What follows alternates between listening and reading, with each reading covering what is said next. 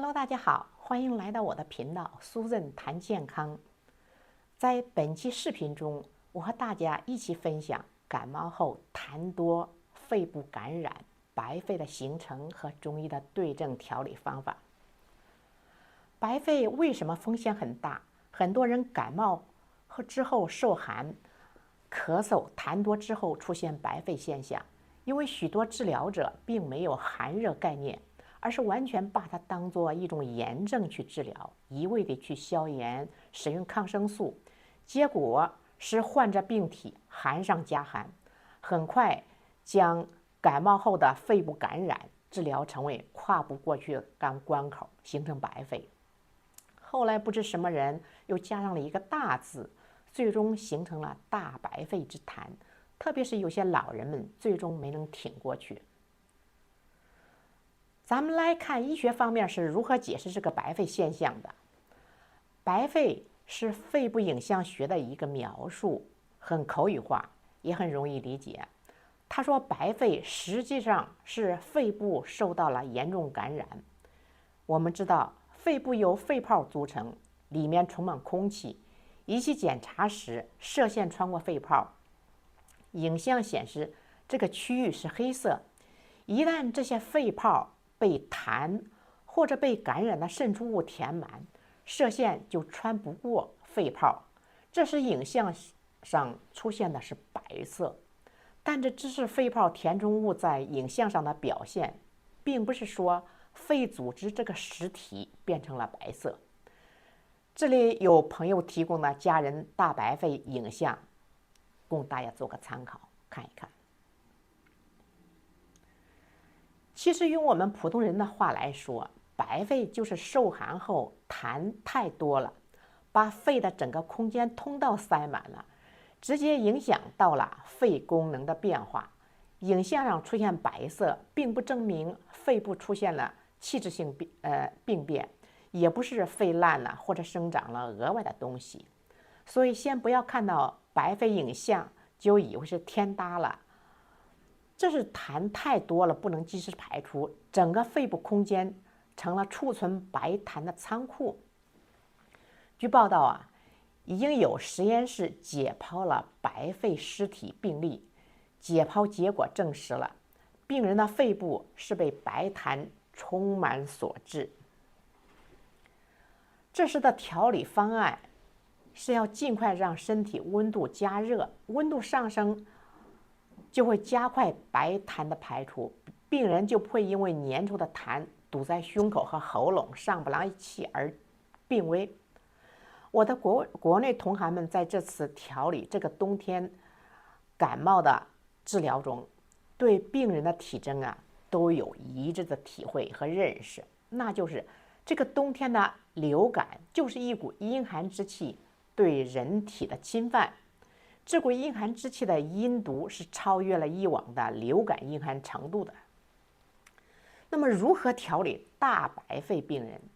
那首先你要明白，无论医生给一种疾病起了什么病名，这个白肺的本质还是一个寒症，因为之前用的寒凉药多了，寒的程度更严重些。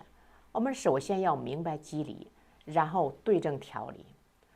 中医的说法是宣发不够，实际上是肺是没有能力宣发了，因为身体滋润的温度是脾土环境如同冰天雪地，下焦不能气化，中焦不能旋转，上焦如同用绷带缠住，动弹不得。主干调理思路是祛寒湿，这种方法呢，这个疾病呢，用傻瓜灸外治法是最快最有效。具体的调理方法，你可以用3孔艾灸盒，每天灸。灸哪里？灸灸这个后背，灸大椎、心腧、肺腧、脾腧、肾腧、八髎。前面啦，灸肚脐、关元，也疏通小肠经、三焦经、脾经。这个几个经络要疏通一下。艾灸时间了，每次不要少于2小时。艾灸后了，加引火归元不会上火。引火归元呢，你就把这个腿两边往下搓几百下就可以。你灸的时候呢，用木质的大艾灸盒，不要用竹盒，竹盒了很容易走形。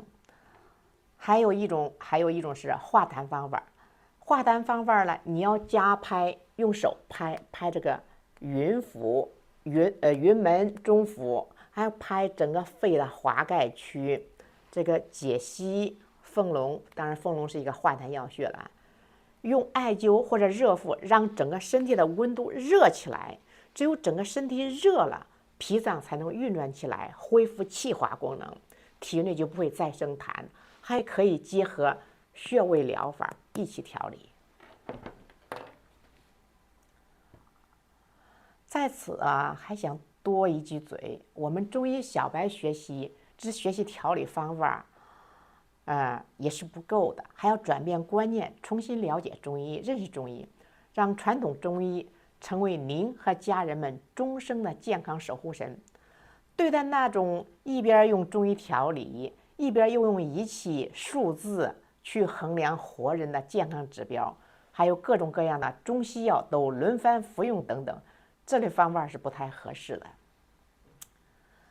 总结本期内容，就是我们面对疾病时，首先要根据体征去分析病人是寒症还是热症，然后做对应的相关调理，寒者热之，热者寒之。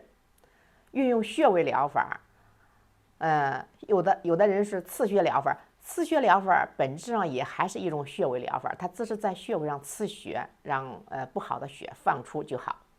艾灸疗法、古经方和现代中药茶，用这个3大体系综合疗法，最大限度地减轻病人痛苦，帮助我们的亲朋好友转危为安，也为我们自己的生命和健康负责。在新的一年里，我祝愿每个人一生健健康康，每个家庭平平安安。我们下期见。